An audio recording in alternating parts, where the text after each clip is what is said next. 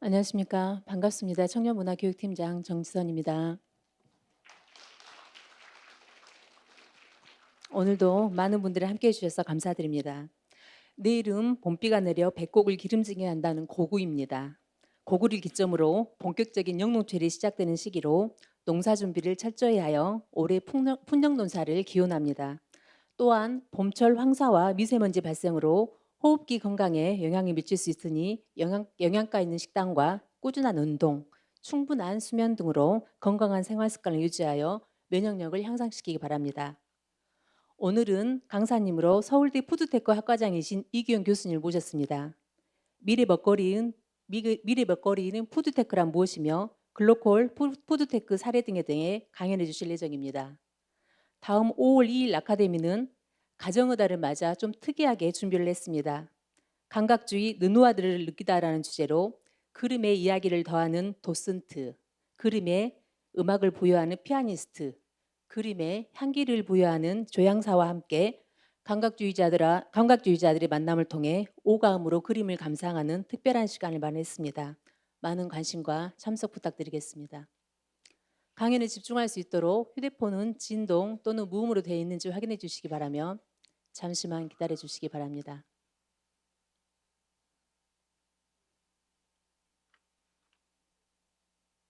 지금 강사님과 부군수님께서 함께 입장하고 계십니다. 큰 박수로 환영해 주시기 바랍니다.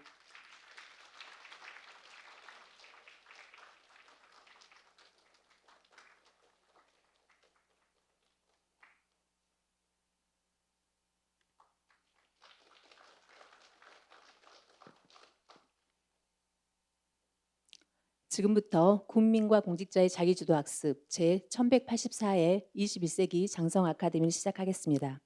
강연에 앞서 오늘 참석해 주신 분들 소개해 드리겠습니다. 장성군 곽영호 부군수님 함께 하셨습니다.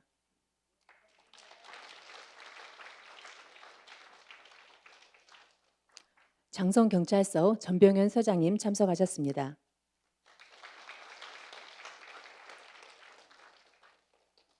농촌 융복합 산업 인증을 받으신 농가분들 참석하셨습니다.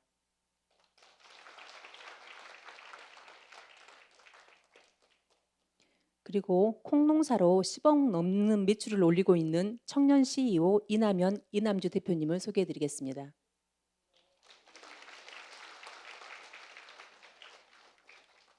그럼 오늘 강연해 주실 이기영 교수님을 소개해 드리겠습니다. 교수님께서는 서울대 식품공학과 학사 및 석사, 동대학 농생명공학부 식품생명공학 박사학위를 취득하셨습니다. 이후 건국대 생명공학과 교수로 근무하다 현재는 모교인 서울대에서 농생명공학부 교수로 재직하고 있으며 서울대 푸드테크 학과장과 푸드테크 최고 책임자 과정 주임 교수를 겸하고 계십니다. 또한 한국푸드테크협회 공동회장과 대통령 소속 농어촌 특별위원회 위원으로도 활동하고 계십니다. 뿐만 아니라 식생활 문제를 차세대 융합기술로 해결하고자 정밀 식의학 플랫폼 기업인 밥순으를 설립하여 웰리스 기업을 지향하고 있습니다. 수상 경력으로는 농림축산식품부 과학기술대상, 서울대 산학협력상 수상 등 다수가 있습니다. 그럼 오늘 푸드테크, 육자산업과 기술이라는 주제로 강의를 해주실 이규영 교수님을 단상으로 모시겠습니다. 뜨거운 박수로 환영해 주시기 바랍니다.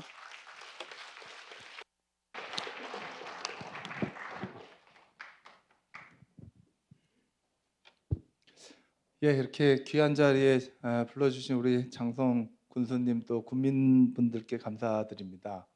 이게 시간이 짧다고 보면 짧고 되게 길다 보면 긴데요. 이게 지루할 수 있는 내용을 오늘 이제 어떻게 좀 편하게 이제 말씀 나눌까 좀 한번 노력해 보도록 하겠습니다. 오늘 뭐 사실 여러분들께서 지금까지 살아오시는 어떤 일들을 좀 더 대한민국을 넘어서 우리가 좀 더 많은 사람들하고 소통할 수 있는 방법에 대해서 한번 오늘 말씀 나눠봅니다. 제가 요즘 유튜버 많이 보시잖아요. 근데 요즘 뭐 사실은 제가 오늘 항상 이런 자리 부담스러운 거는 유튜브로 지금 이제 동영상으로 나간다는 게 제일 부담스럽습니다. 이게 여기 계시는 분들만 바라보고 얘기를 해야 되는데 안 보는 분들이 무슨 생각을 할까? 그리고 저도 사실은 로봇이 아니기 때문에 제가 오늘 이렇게 중간중간 말씀드리는 내용이 평상시에 제 생각이기도 하지만 순간적으로 나오는 얘기들도 있거든요. 또 그러다 보면 이제 짤이 나오기도 시작하고 뭐 이런 얘기 나옵니다.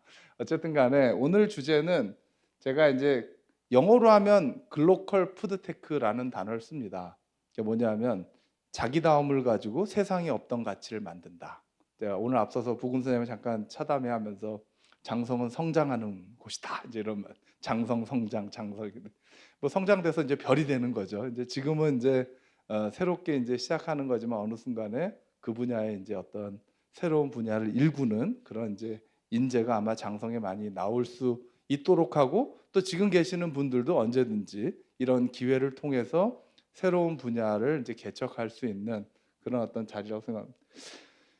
우리가 사람이 똑같은 사람 하나도 없잖아요. 이게 제일 중요합니다. 어느 누구도 같은 사람이 하나도 없다. 그러면 당연히 살아가는 것도 삶도 똑같은 삶이 하나도 없다.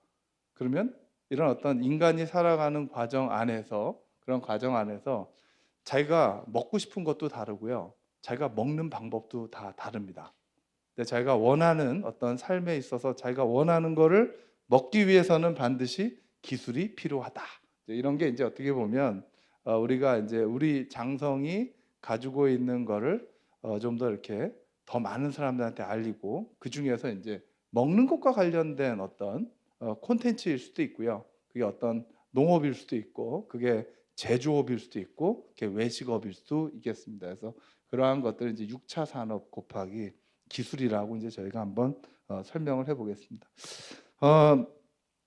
최근에 이제 우리나라가 선진국으로 이제 발돋움되어 있습니다. 뭐 잘 아시는 대로 우리가 남이 시키는 일 열심히 했잖아요. OEM 국가. 예, 우리가 이제 국가가 주도적인 성장을 했던 그런 시대가 있었습니다. 예, 뭐 잘 아시는 대로 이런 국가 주도의 경제 성장이 있었던 시기가 있었겠죠. 그러다가 이제 남이 시키는 OEM 하는 시대가 아니라 ODM, 남하고 경쟁하는 그리고 이제 뭔가 우리가 자기가 이제 뭔가 남들만큼 만들 수 있는 수준의 어떤 개발도상 국가일 때가 있었습니다. 그러니까 저개발 국가였다가 이제 개발도상 국가. 지금의 대한민국은 이제 전 세계를 선도하고 있습니다. 근데 불과 생각을 한번 해보시죠. IMF가 뭐 얼마나 됐을까요? 사실 따지고 국가 부도 사태 뭐 25, 6년밖에 안 됐습니다. 삼성전자가 세계적 기업이 되는 게 얼마나 됐다고 생각하십니까? 그렇게 오래됐을까요? 그렇지 않습니다. 20년 전에는요. 삼성전자의 해외 매출이 20%도 채 되지 않았습니다. 해외 매출이라 봤자 값싼 전자레인지 파는 게 거의 다였습니다. 지금 어떻죠? 예, 삼성전자는 90% 이상 해외 매출입니다. 그리고 다 프리미엄 제품만 냅니다. 그게 가전이든 뭐 어떤 그렇지 않겠습니까? 불과 짧은 시간 안에 대한민국이 엄청난 성장을 한 겁니다. 근데 이 부분에서 약간 뒤처진 게 뭐냐면 농업과 식품 분야입니다. 제가 가끔 이런 비유를 합니다. 우리 서장님 계신데 이제 서장님 젊으시긴 하지만 80년도에 우리 이제 야구팀, 프로야구팀 처음 원년 멤버 기억하십니까? 원년 멤버. MBC 청룡 빼고. 자, 오비 맥주, 두산 베어스. 예. 그다음에 당연히 해태 뭐 롯데. 그죠? 여러분 아시는 이 빙그레. 그죠? 빙그레. 그다음 뭐 있습니다? 청보 핀토스라고 옛날에 있었습니다. 청보 식품. 무슨 얘기냐면요. MBC 빼고는요. 다 식품 회사였다는 얘기입니다. 그 당시에 프로야구 팀이 40년 전에 처음 만들어질 때 대한민국 산업이래 봤자 식품 산업, 맥주 산업, 과자 산업, 뭐 스낵 뭐 이거밖에 없었다는 얘기입니다. 나머지 뭐 자동차, 뭐 반도체, 바이오 무슨 40년 전에 그런 게 있었겠습니까? 근데 지금은 10대 주력 산업 전 세계 여러분 아시는 뭐 반도체가 되던 2차 전지, 뭐 자동차, 조선, 화학, 뭐 기타 등등 전 세계 10대 주력 산업 대한민국이 다 탑3 안에 들어가 있습니다. 뭘로 그렇게 갔을까요? 교육밖에 없습니다. 예, 교육입니다. 예, 우리 할아버지 할머님 세대들이 본인은 안 먹고 본인은 뭐 안 쓰시더라도 어떻게든 자녀를 갖다 교육시켜서 대한민국 이만큼 온 겁니다. 교육 외에 아무것도 없습니다. 제가 가끔 그런 얘기를 합니다. 근데 이 교육이 당시에는 부모님이 너무 안타까워서 자식이 열심히 공부한 것 같습니다. 우리 어머니 아버지는 배우신 것도 없고 가지신 것도 없지만 자식이 뭔가 성장하는 거에 뭔가 만족하시기 때문에 내가 어떻게 내가 포기할 수 있어, 이 자세로 대한민국을 이만큼 이끌어 온 것 같은데, 제가 다시 한번 생각을 한번 해보시죠. 저는 이제 93학번입니다. 93년도에 대학을 처음 들어갔는데, 그때는요 의과대학이 1위가 아니었습니다. 컴퓨터공학과가 1위였습니다. 예, 지금처럼 전국의 의과대학 다 돌고 서울대학교 오지 않습니다. 예, 그때는 일단 서울대학교 다 채우고 그 다음에 연세대학교 가고, 그 중에서도 국립대학 갔습니다. 예, 우리 전남대학교도 가고. 근데 지금은 전국의 의과대학 다 돌고 약대 다 돌고 수의과대학 다 돌고 그리고 서울에 있는 대학 다 돌고 그 다음에 옵니다. 이게 불과 몇십 년 사이에 바뀐 겁니다. 30년 사이에 바뀐 겁니다. 근데 한번 생각해 보죠. 93년도에 무슨 컴퓨터가 있었겠습니까? 개인용 컴퓨터 나온 게 그때가 아니거든요. 근데 다 뭐예요? 부모님들이 그렇게 가르쳤어요. 너희들은 하면 된다. 하면 된다. 지금은 컴퓨터가 없지만 컴퓨터 만들면 된다. 지금은 비행기 없지만 항공우주공학과 가서 비행기 만들면 되고 기계공학과 가서 자동차 만들면 된다라고 해서 90년대에 진짜 아무것도 대한민국에 그런 신산업이 없을 때 대한민국의 교육은 남이 안 하는 거 하는 교육을 해서, 한번 생각해 보죠. 90년에 입학한 친구가 40살이 된 해가 2010년도입니다. 2010년도 되니까 어떻게 됐습니까? 흔히 얘기하는 IT 기업들이 기업 가치가 쫙 올라갔습니다. 모든 분야가 다 IT로 다 갔습니다. 그렇죠? 2000년도에는요 의과대학이 아니라 바이오가 또 붐이었습니다. 바이오 다 생명공학 해야 된다고 이렇게 다 2000년대 이 바이오 분야만 묶어서 생명과학대학이 다 만들었습니다. 기초부터 임상까지. 그때 우수한 애들은 전부 생명공학 했습니다. 40살 된 애가 언제죠? 2020년입니다. 2020년에는요 이제 셀트리온 나오기 시작하다. 삼성 바이오로직스 나오기 시작. SK 바이오사이언스 나오면서 여기 녹십자 갑자기 지금 이제 그러면서 바이오 기업이 또 주가가 확 올라갔습니다. 무슨 얘기를 하는 거죠? 얼마나 우수한 젊은 인재가 어느 분야로 가느냐가 20년 후의 미래를 결정하는데, 그게 대한민국은 IT하고 BT였습니다. 지금 현재는. 근데 희한한 분야가 있습니다. 희한한 분야. 이게 이제 콘텐츠 분야입니다. 흔히 얘기하는 딴따라입니다. 요즘에 대한민국 이제 콘텐츠라는 게 꼭 음원이나 이런 어떤 영화만 있는 건 아니고요. 웹툰도 있을 거고 여러 가지 이제 영상과 관련된 콘텐츠 분들이 많이 있죠. 디자인도 있고 하실 텐데, 이거는요 국가가 키운 적이 별로 없습니다. IT, BT는 상당히 국가가 주도적으로 좀 뭔가 기술 베이스로 가르친 게 있는데, 노는 분야는 가르쳐서 되는 게 아닙니다. 가르쳐서 지가 알아서 하는 겁니다. 박진영이 가르쳐 가지고선 이런 JYP를 만든 건 아니거든요. 그래서 제가 이제 이 푸드테크를 하면서 그런 얘기를 좀 합니다. 이게 어떻게 보면 기술인 것 같고 어떻게 보면 이제 놀고 먹는 것 같기도 한데, 두 가지가 잘 있어야 됩니다. 이렇게 굉장히 노는 것도 좋아하시면서 뭔가 이렇게 새로운 분야의 기술을 이렇게 잘 할 수 있는 그런 것들이 앞으로 우리나라의 어떤 성향에 되게 맞는다고 생각이 드는 거죠. 자, 이제 본론으로 들어가면 이런 겁니다. 과거에 우리가 먹을 때 푸드테크가 언제부터 시작이에요? 이런 얘기를 하면 농담삼아 그러게 합니다. 철가방부터입니다. 이렇게 합니다. 배달의 민족부터입니다. 대한민국은 무슨 민족입니까? 음식 배달의 민족입니다. 중국집에서 이제 이렇게 쫙 배달하는데, 푸드테크의 시작은 철가방을 얼마나 가볍게 만드느냐. 배달을 하려면 제일 큰 문제는 철가방이 무거우면 안 됩니다. 얼마나 가벼운 개방. 그다음 두 번째는 이 음식을 배달하기 위해서 오토바이를 개조를 해야 됩니다. 음식을 넣을 수 있는 그런 오토바이를 만드는. 그러니까 이런 것들이 뭐냐면, 과거에 내가 먹는 음식을 간편하게 배달시켜서 먹는 것부터가 어떻게 보면 푸드테크일 수도 있습니다. 소비자가 개인이 원하는 음식을 얼마나 빠르게 뭐 안전하게 잘 배달해 줄 수 있는 어떤 솔루션이라고 얘기할까요? 이제 이런 것들인 거죠. 그래서 결과적으로 우리가 이제 이 먹는다라고 하는 거에 관련해서 중요한 문제들이 좀 몇 가지 있는데, 일단은 전 세계적으로 보면 가장 큰 어떤 문제는 인구가 엄청나게 든 겁니다. 한번 생각을 해보시죠. 제가 74년도 출생인데 불과 50년 사이에 40억 인구가 80억이 됐습니다. 수요가 2배가 늘었습니다. 두 번째, 수명이 당시에 60한 3, 4세였던 걸로 알고 있습니다. 대한민국 평균 수명이 50년 전에는.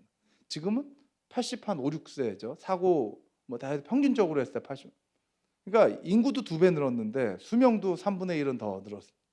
그 다음에 여러분들 이제 다 반려동물이 1,500만 마리를 넘어섰는데 얘들도 고령화가 되기 시작을 하고 있습니다.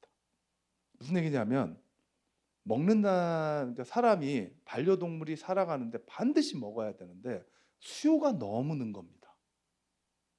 수요가 되게 늘었어요. 근데 대부분은 어떠십니까? 본인이 좀 더 여유 있으면 고기를 먹기 시작하고 이왕이면 한우를 드시기 시작을 합니다. 예, 한우를 고기 중에서도 꼭 한우를 드시고 싶어 하십니다. 예. 근데 이 많은 인구가, 이 많은 반려동물이 사람이 먹고 싶은 소고기를 먹기 시작을 하면 여러 가지 문제가 발생을 합니다. 그게 지금 얘기하는 이제 이런 기후 문제, 이제 탄소 문제가 굉장히 심각해요. 사람들이 살아가는데 탄소를 배출하지 않고 살 수 있을까요? 한번 생각해보세요. 음식이라는 게 우리가 뭐 꼭 농사 지을 때 에너지를 얼마나 많이 씁니까? 어쩔 수 없이. 비료도 쓰고 농약도 써야 되고 뭐 여러 가지. 또 당연히 이게 1차 산업이 가공이 되고 또 조리가 돼서 또 이게 냉동 보관하다가 집에서 먹고 음식물을 다 버리는 전 과정으로 따지면 전부 에너지 소비거든요. 식생활 안에서 먹는 거예요. 이 문제가 해결이 안 되는 겁니다. 지금 우리나라 저출생, 뭐 지역 소멸 이슈가 굉장히 큽니다. 급격하게 하니까 굉장히 큰 문제 맞습니다. 근데 인류 전체적으로 보면 인구가 느는 게 가장 큰 문제입니다. 인구가 늘게 되면 이런 어떤 기후 변화를 막을 수가 거의 없습니다. 지금 유엔에서 지속 가능성 했는데 2050년까지 탄소 중립 얘기했지만 작년에 더 늘었거든요. 이게 두 가지가 다 필요합니다. 사람의 생각과 사람의 삶의 방식도 바뀌어야 되고 동시에 이제 이런 문제를 해결할 수 있는 기술도 발전해야 됩니다. 예를 하나 들까요? 우리나라 우리가 인류가 직면한 문제를 한번 생각해 보시죠. 이번에 우리가 대한민국이 이만큼 선진화가 됐으니까 우리보다 좀 더 우리나라를 좀 앞으로 좀 우리나라 가지고 있는 걸 다른 나라에 좀 뭔가 나누겠다라는 차원으로 이번에 우리가 부산 엑스포를 준비했었죠. 대한상공회의소나 여기 이제 민관이 협력해서 했는데 가장 핵심은 이제 이런 거였습니다. 인류가 직면한 문제를 해결하는 국제협력 프로젝트 첫 번째는 인재 양성, 디지털 격차 해소, 기후 변화, 국제 보건, 식량 문제. 이걸 푸드로 좀 바꿔보면요. 이제는 남이 하는 거를 따라하는 게 아니라 남이 하지 않는 새로운 콘텐츠를 만들고 브랜드를 만들고 새로운 어떤 비즈니스 모델을 만드는 그런 창발가가 필요하고 디지털 전환이 돼야죠. 이제는 뭐든지 온라인을 통해서 사람들이 주문도 하고 뭐 어떤 네트워크도 쌓는 형태로 바뀌어가고 있고요. 탄소 문제, 건강 문제, 식량 문제입니다. 근데 한번 우리나라의 음식 문화를 한번 생각해 보면 식량 자급률 20몇 %인 거 다 압니다.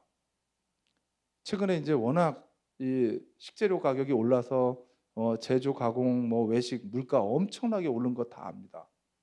근데 우리나라가 먹지 않고 버리는 음식물이 몇 프로라고 생각하십니까? 부군수님 저희 몇 프로 될까요? 음식을 집에서나 아니면 여기 식당에 가시거나 아니면 이렇게 급식을 하시거나 하실 때 30%가 넘습니다. 못난이 농산물 버려지는 거 무지 많습니다. 먹지도 않고 주문해서 보관만 하다가 버리는 게 이렇게 많은데 맨날 우리가 생산만 얘기하고 아까 말씀하신 대로 식량의 부족을 얘기한다는 게 젊은 우리 세대들한테 감이 안 오는 거예요. 버리는 게 얼마인데? 야, 버리는 것만 아껴도 식량 문제 안 생기겠다. 이런 논리인 거예요. 이건 뭐죠? 예, 아까 말한 의식의 문제입니다. 문제를 해결하려고 들지 말고 도대체 뭐가 문제인지 한번 인간이 문제입니다. 사람이 문제지. 자꾸 남 탓하지 말자.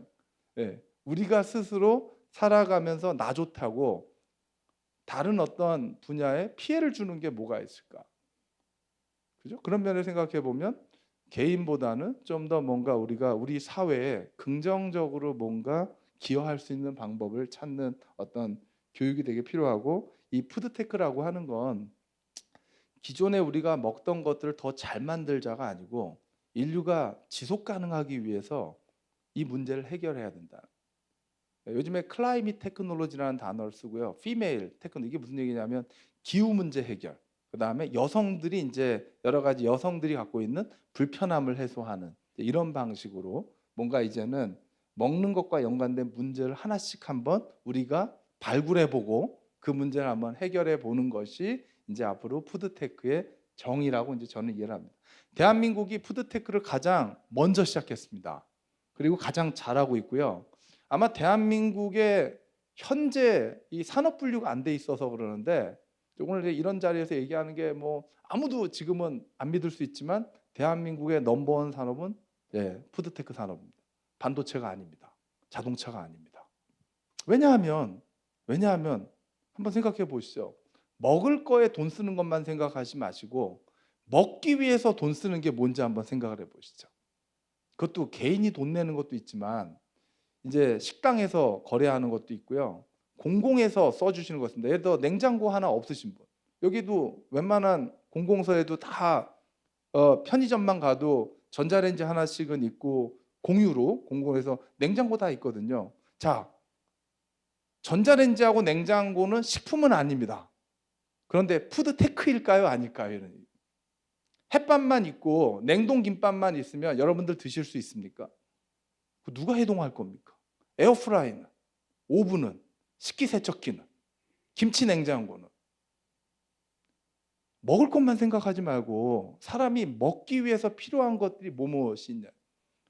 앞으로 음식을 우리가 주문해서 요즘에 이제 많이 지역에서 이제도 사람들이 이제 식당을 찾아올 때도요. 다 이제 캐치 테이블로 예약하고 요즘에 이제 네이버 검색하고, 더 나아가서 앞으로 이제 여러분도 어떻게 되겠습니까? 어르신들, 저만 해도 이제 부모님한테 전화를 자주 못 드리는데 제 목소리를 이제 음성 AI가 이제 인식해서 케어콜 서비스를 합니다. 오늘 아침에 엄마한테 어제 잘 주무셨어요. 어제 드신 거는 어떠셨어요?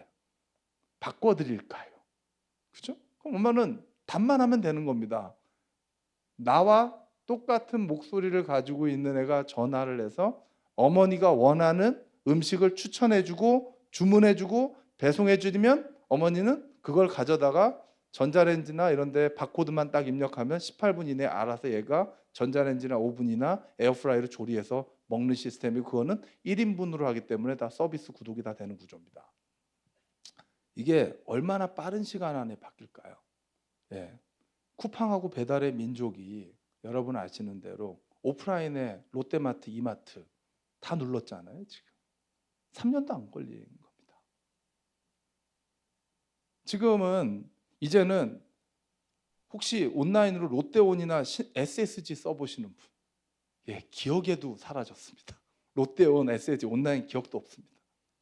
혹시 G마켓 내지는 11번가, 여기도 이제 기억이 가물가물. 오히려 쿠팡과 테무와 알리, 여기 젊은 분들 계시고 테무 알리 쓰시는 분 한번 여기. 이제는 글로벌 경쟁입니다. 알리바바랑 경쟁해야 되고 테무랑 경쟁해야 되고 아마존이랑 경쟁해야 되는 게임인데, 지금 아마존도 지금 뭐 굉장히 공격적으로 나오죠. 이제는 식품 관련된 어떤 소비나 유통이나 이런 관련 산업들이 전 세계 경쟁입니다. 근데 다행인 건 앞서 말씀드린 대로 먹는 것과 연관해서 우리가 이런 해결책을 갖고 있는 기술 회사들이 농업에서부터 아까 전에 이제 삼성전자, LG전자까지 대한민국이 가장 많이 갖고 있습니다. 그리고 뭐냐면 대한민국 소비자들은요, 일단 새로운 기술을 가지고 새로운 걸 해보는 걸 되게 좋아합니다. 가장 빠릅니다. 그러니까 실제로 미국은 기술도 있고 자본도 갖고 있는데 기존에 먹던 것들을 바꾸지 않습니다. 예, 우리나라는 더 이상 경리단길을 가지 않습니다. 예, 다 용리단길을 갑니다. 다 용산이 또 대세입니다. 더 이상 홍대 앞 가지는 않습니다. 연남동 갑니다. 이게 뭐 무슨 탕후루? 예, 이제 1년 갔습니다. 이제 서서히 줄어듭니다. 새로운 걸 너무 좋아합니다. 대한민국은 뭔가 새로운 걸 시도하는 걸 뭐 누가 한번 했다 그러면 다 사진 한번 다 찍어야 됩니다. 이런 나라가 없습니다. 전 세계 가서 사진 찍는 나라 대한민국밖에 없어요. 먹는 거에 진심인 나라 대한민국밖에 없어요.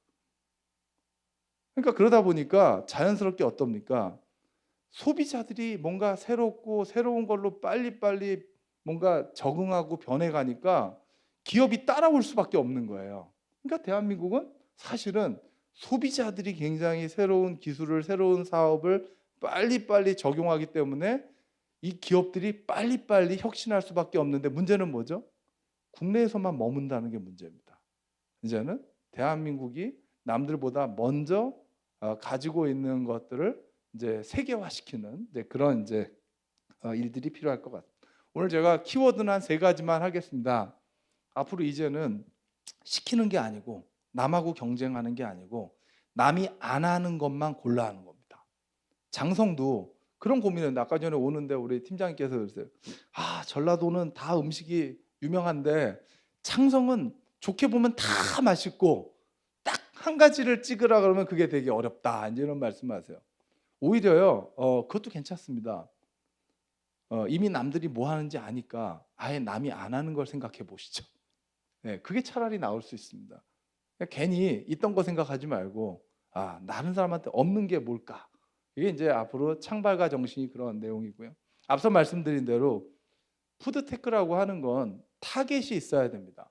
장성에 오는 사람 또는 장성을 기억할 수 있는 어떤 소비자, 구독자들을 위해서 우리가 어떠한 것들을 이제 만들어낼 것인지가 있어야 되고 이를 위해서는 이런 네트워크 자리가 되게 중요합니다.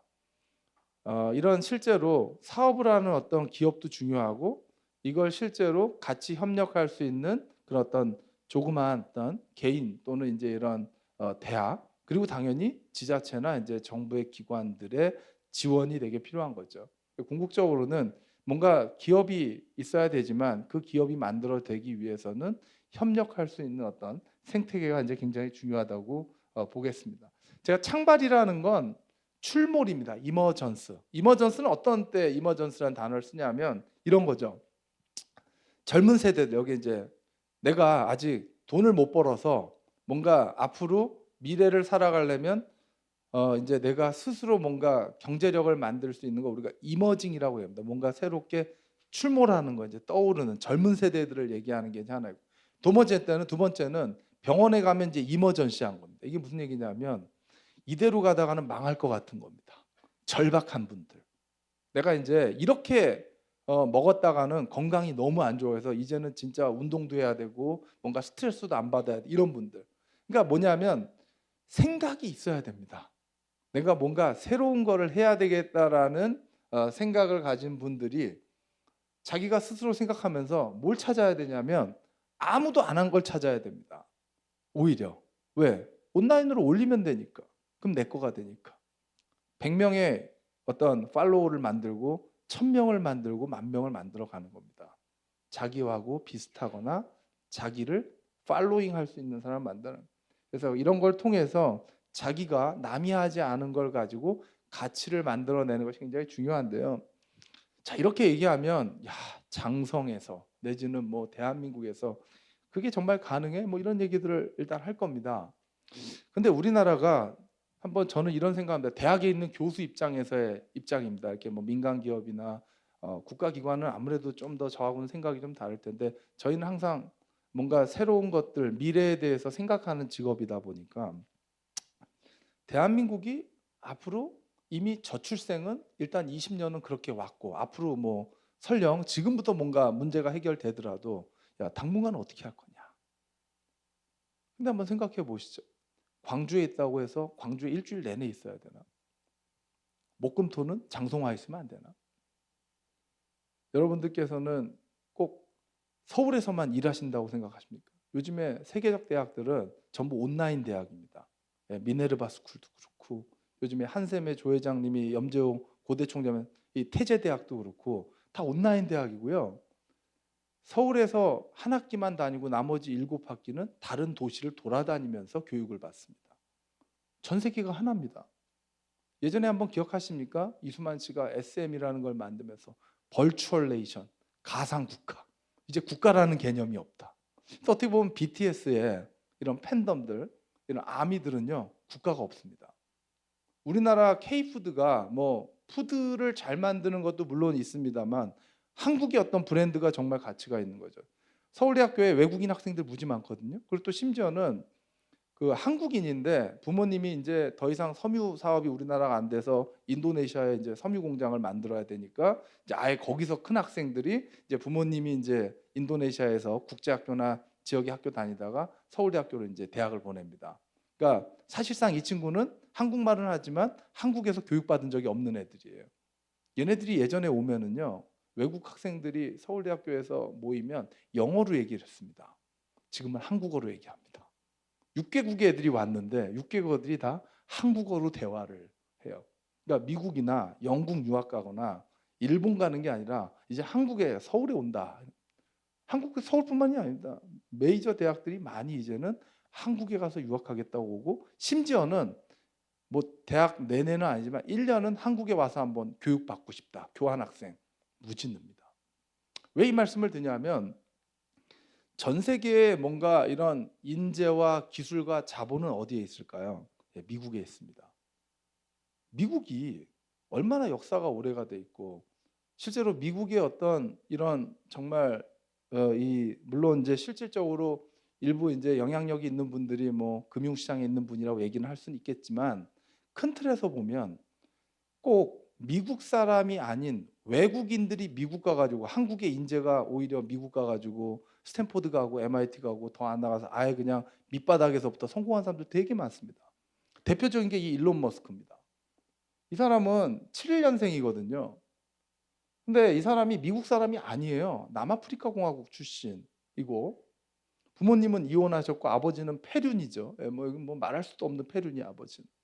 그래서 어머니의 국가인 캐나다로 형 쫓아서 도망가 가지고 이제 캐나다 퀸스 대학 그러면 아마 주립 대학 한 10위권 정도 되는 대학입니다. 미국에. 그러니까 캐나다에 물리학과에 다니다가 3학년 때 미국 대학으로 편입학을 했습니다. 그리고 대학원을 간 게 아니라 스탠포드 대학원에 입학을 해서 석사 입학에 이틀 만에 자퇴했습니다.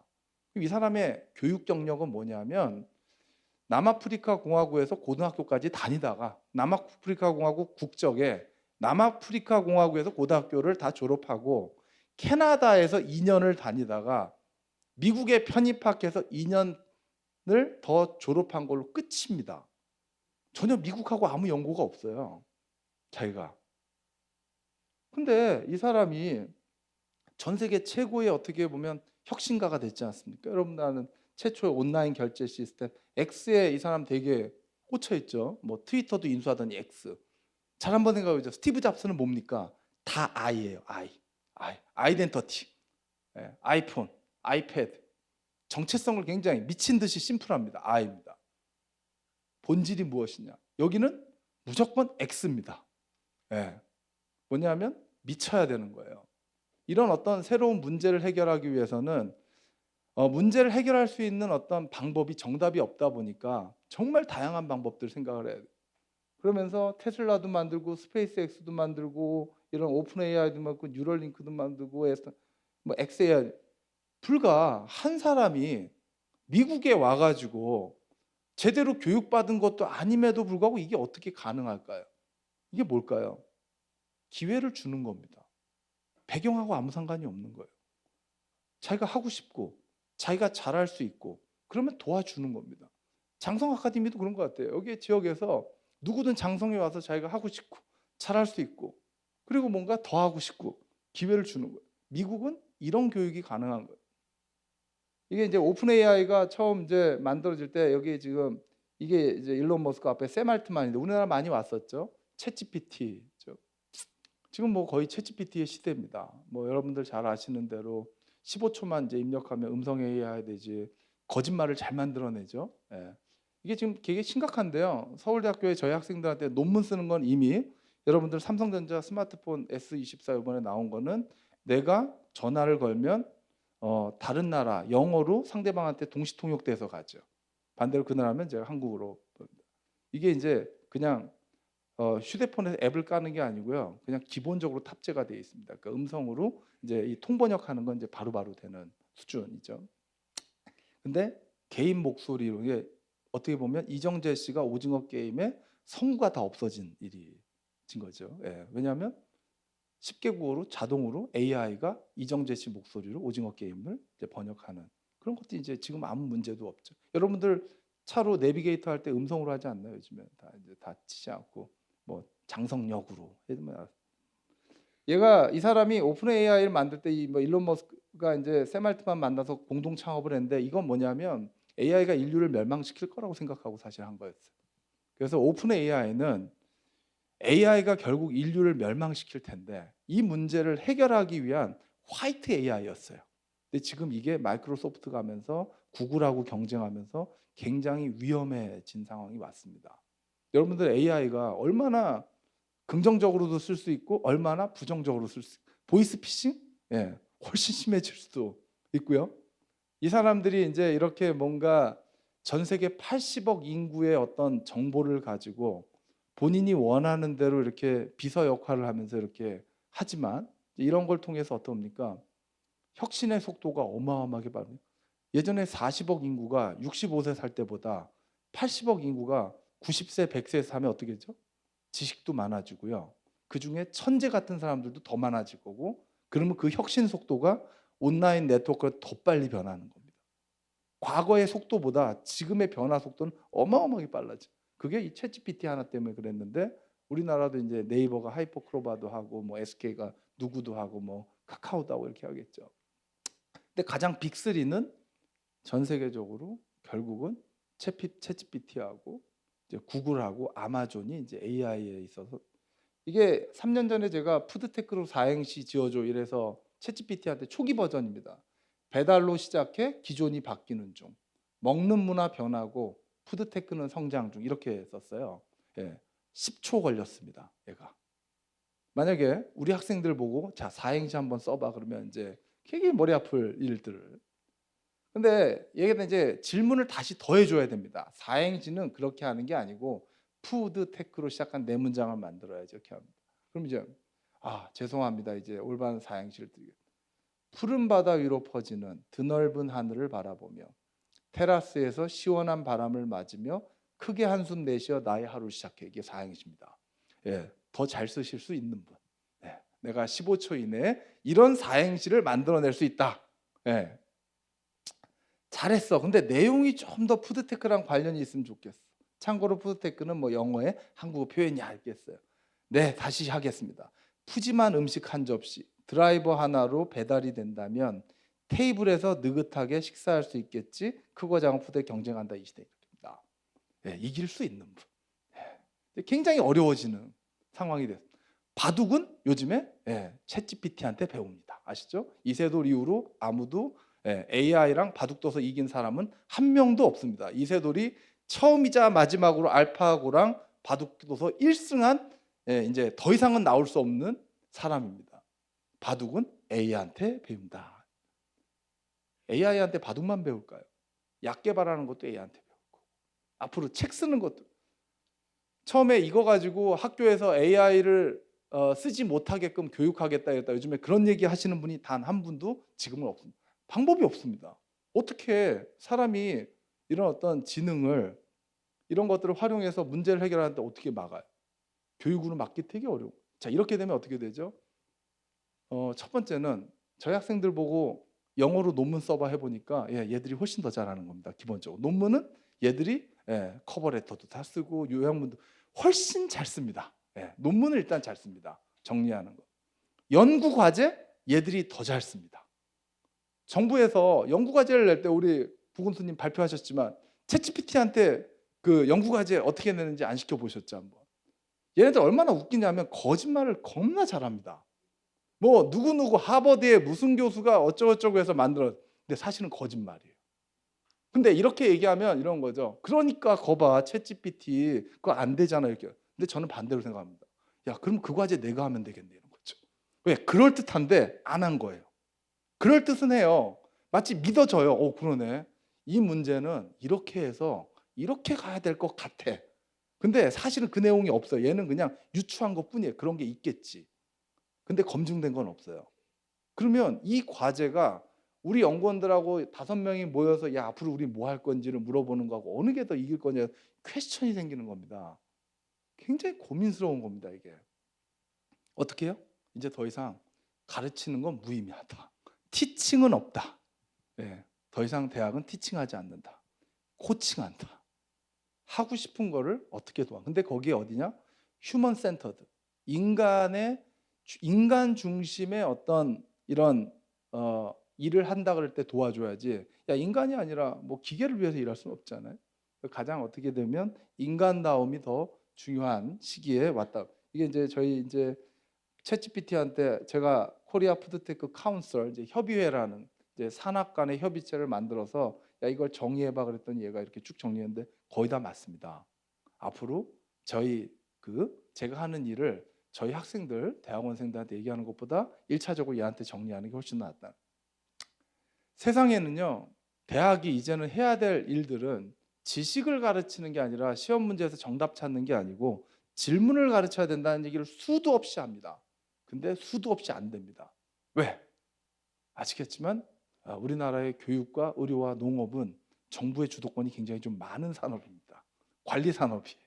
입시도 이제 정부가 많이 관여하고 의료도 그렇고 그러다 보니까 이런 분야에 있어서 어떤 혁신이 좀 덜하긴 한데 그럼에도 불구하고 이제 해외 대학 우리가 알고 있는 스탠포드나 하버드나 MIT 예를 들면 이런 거죠. 임파서블 푸드라는 회사가 있어요. 여기가 이제 우리나라의 미래 에셋에서 제가 알기로 한 8천억 투자했나요? 5천억인가 8천억을 투자를 했죠. 한 회사에 5천억 원하고 8천억 원을 한 8천억 투자한 것 같아요. 그때 이제 얼마의 이 회사의 가치를 가지고 투자를 했냐면 처음에 5조 원의 가치로 투자했다가 뒤에는 아마 9조 원의 가치로 투자해서 우리나라의 미래 에셋이 여기 5천억 원인가 8천억 원인가를 투자했어요. 되게 좀 황당하잖아요. 이 회사가 어떻게 5조 10조 원의 가치가 되냐면 이런 거죠. 인류가 앞으로 이렇게 사람이 느는데 지금의 축산 방법으로 고기를 공급할 수 있을까? 이런 것들이에요.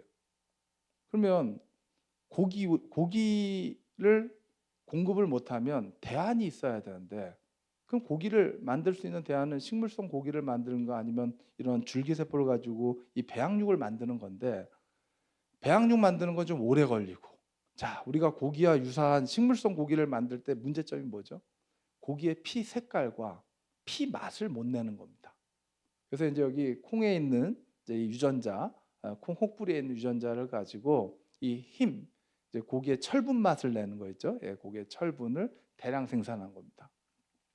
전 세계 바이오텍의 시조는 제넨텍이라는 합니다. 셀트리온 같은 회사는 뭐라는 회사냐면 첫 번째가 당뇨병의 인슐린을 이제 대량 생산한 회사거든요. 마찬가지로 인류가 살아가려면 고기를 먹어야 되는데 고기의 피 색깔과 피 맛을 낼 수 있는 그런 기술을 이제 개발한 회사입니다. 이런 것들이 어떻게 보면 하나의 문제를 해결한 것들.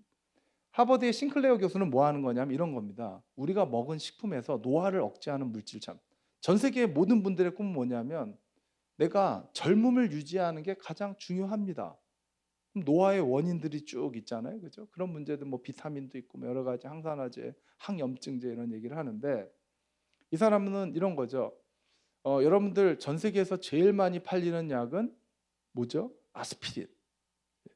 팀장님 아스피린은 어떤 건지 아십니까? 우리 여기 편백나무도 있고 그런데 아스피린 뭐에서 만들까요? 네, 버드나무 잎 추출물이잖아요. 그죠? 은행나무 추출물이 뭡니까? 네, 진코, 프라보노트, 기넥신 요즘 이제 혈관 그죠? 예. 여러분들 뭐 예전에 타미플루 그런 거 전부 천연물 유래죠. 말라리아 치료제 이런 것들 전부 천연물 유래죠. 그러니까 우리가 식물로부터 과거에 전통적으로 먹어왔던 것들을 이제 좀 더 뭔가 유효물질들을 밝혀내서 그걸 기반으로 이제 식품에서부터 의약품으로 개발하는 일을 하는데, 대표적으로 이 사람이 한 거는 프랑스 사람들이 와인입니다. 와인을 먹었는데 얘들은 미국 사람들보다 담배도 많이 피고 고기도 많이 먹고 운동도 안 하는데 왜 프랑스 사람들은 심장병 발병률이 낮을까? 그걸 프렌치 패러독스라고 얘기를 합니다. 와인에 뭔가 있겠지라고 한 게, 이제 와인의 이제 껍질, 포도 껍질에 있는 레스베라토르라는 물질이 이제 이런 노화를 막는 그런 물질이라서 그 유도체를 가지고 이런 이 식품의 어떤 건강 기능 식품으로도 하고 화장품으로도 이제 개발하고 이제 의약품 개발해서 하버드 역사상 가장 큰 기술 이전했습니다. 현금 1조 원의 기술 이전된 물질이었어요. 왜냐하면 모든 사람들은 노화를 막고 싶거든요. 이거는 모든 사람은 고기를 먹고 싶고, 뭐 아주 비건 스님들을 제외하고는, 예. 근데 스님들도 고기는 드시고 싶을 수는 있습니다. 대신에 식물성 고기를 드시면 마음껏 드실 수 있는 거죠. 고기하고 비슷한 피와 색깔과 맛을 낼 수 있습니다. 이런 것들이 결국 뭐냐면 인류의 문제를, 코로나 때 실제로 백신이 어마어마하게 빠른 시간 안에 만들어졌습니다. 벤처가 이미 기술 개발을, MIT의 우리 랭호 교수가 이 RNA 백신을 만들었고요. 이 백신 기술을 미국의 국립보건원이 2조 원을 투입을 해서 임상을 가장 빨리 끝내서 이런 대형 제약회사가 전 세계에 유통을 해서, 실제로 제가 아직 통계는 정확히 기억은 안 납니다만 궁극적으로 봤을 때 코로나에 의한 사망률이 감기 환자보다도 적었을 겁니다. 결과적인 얘기입니다. 뭐 과정으로는 우리가 되게 여러 가지 어려운 점이 많은데, 만약에 이렇게 빠르게 백신이 안 나왔으면 어떻게 했을까요? 인류의 3분의 1은 죽을 수도 있었습니다. 옛날 같았으면. 치료제가 안 나왔더라면. 이게 뭐죠? 대학이 뭔가 새로운 기술을 개발했고 그 기술을 민간이 가져다가 대량 생산했고 거기에 정부가 지원을 통해서 인류의 어떤 이런 앞으로 지속 가능성의 문제를 해결하는 방식이, 이제 어떻게 보면 이것도 푸드테크나 관련된 바이오테크나 여러 가지 이제 이런 우리 어떤 삶에 있어서의 문제를 해결한 거라고. 여기 이제 스탠포드 대학 총장 마크 테시아 라비는 이런 제넨텍, 또 이제 여기 상장하는 회사 대표를 했었는데요. 이분 똑같습니다. 맥길 대학교에서 물리학을 했고요. 옥스포드에서 철학을 했고요. 영국 런던 칼리지에서 그 생리학을 했습니다. 되게 특이하죠? 캐나다 사람인데 영국 박사인데 캐나다 사람인데 학부를 2번 했습니다. 맥길대에서 물리학하고 철학하고 생리학, 되게 특이합니다. 근데 스탠포드 대학 총장을 합니다. 이게 말이 될까요? 캐나다 사람이고 영국에서 박사를 했는데 스탠포드하고 아무 히딩크 오듯이 하는 거죠. 스탠포드 대학 총장을 합니다. 근데 이분은 산업체에만 있던 사람입니다. 스탠포드의 교육은 가르치는 게 아닙니다. 문제를 해결하는 거예요. 그 문제를 해결하는 방식을 뭐라고 얘기하냐면 디자인이라는 단어를 씁니다. 디자인. 설계. 여기서 설계는 보여지는 어떤 이 이미지를 디자인하는 것도 물론 있습니다만, 실제로 사람들이 일상적으로 살아가는 걸 관찰하는 겁니다.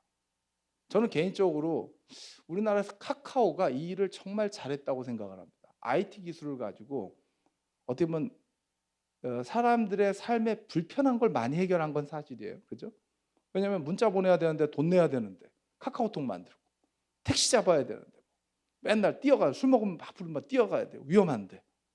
또 뭐 이렇게 뭐랄까 이제 택시도 부르고 또 뭐 대리기사도 부르고, 저기 코엑스 같은 데 하면 차 어디 있는지 찾기 어렵거든요. 모빌리티에서 차 찾는 것도 다 해주고 카카오페이도 하고 뭐 이런 것들이, 이게 뭐냐면 돈을 벌겠다의 기준이 우선이 아니라 관찰하는 겁니다. 도대체 사람들이 뭘 불편해하는지. 일상적으로 살아가는데 문제를 정의하는 걸 스탠포드가 굉장히 잘해요. 과거에 스탠포드하고 MIT하고 붙은 적이 한 번 있습니다. 저 아프리카에 아이들이 저체온증으로 자꾸 죽는 거예요. 저체온증. 그래서 이건 뭐 그냥 뭐 사실은 약간 이미지 가지고 하는 얘기입니다. 뭐 실제로 모든 사람이 아니고 MIT 학생들이 가가지고 이제 했던 건 뭐냐면 1,000불짜리 인큐베이터를 만드는 거예요. 여기 공학자들이니까, 그래, 그러면 인큐베이터, 아이가 이렇게 저체온증인 아이를 인큐베이터를 값싸게 만들어서 뭔가 이걸 해결하는 게 이 어떻게 보면 MIT 약간 기술적 베이스예요. 근데 스탠포드는 교육이 달라요. 가서 걔들이랑 한 달 살기를 합니다. 그리고 뭘 하냐면 사는 아이와 죽는 아이를 관찰을 먼저 해요. 그럼 어떻게 될까요? 사는 아이는 이유가 있고 죽는 아이가 사는 아이는 어떠냐? 엄마가 안고 있는 애는 사는데 엄마가 내려놓는 아이는 죽는 거예요. 그러니까 어떻게 돼요? 아기 보자기 있죠. 간편한 보자기를 만들었더니 다 사는 거예요. 그러니까 기술이라는 건 적정해야 됩니다. 무조건 첨단. 우리가 뭐 갑자기 푸드테크 하니까 야, 뭐 장성에 오는 분들이 어떤 농사를 짓는데 뭐 이런 의미가 아니라 자기한테 맞는 맞춤형 기술이어야 돼요. 실제로 그 현장에서 문제를 해결하면 되는 거지. 이게 꼭 뭐 필요 이상 뭐 아니 컴퓨터를 샀는데 게임도 안 할 건데 속도가 빠르면 뭐 합니까? 자기가 쓸 만큼의 적당한 수준의 그런 그 가성비 있는 기술을 쓰는 겁니다. 그걸 스탠포드는 굉장히 잘해요. 그러니까 뭐예요? 돈을 잘 법니다. 돈을 번다는 건 꼭 우리가 최고라고 해서 돈 버는 게 아니라 사람들이 필요한 거를 그 정도의 뭔가 예를 들어서 요즘에 푸드 로봇이 되게 잘 되는 이유는 뭐냐면 집에서도 밥 해주실 분이 없고요. 1인 가구입니다. 다 혼자 삽니다. 그러니까 아무도 밥을 안 해줍니다.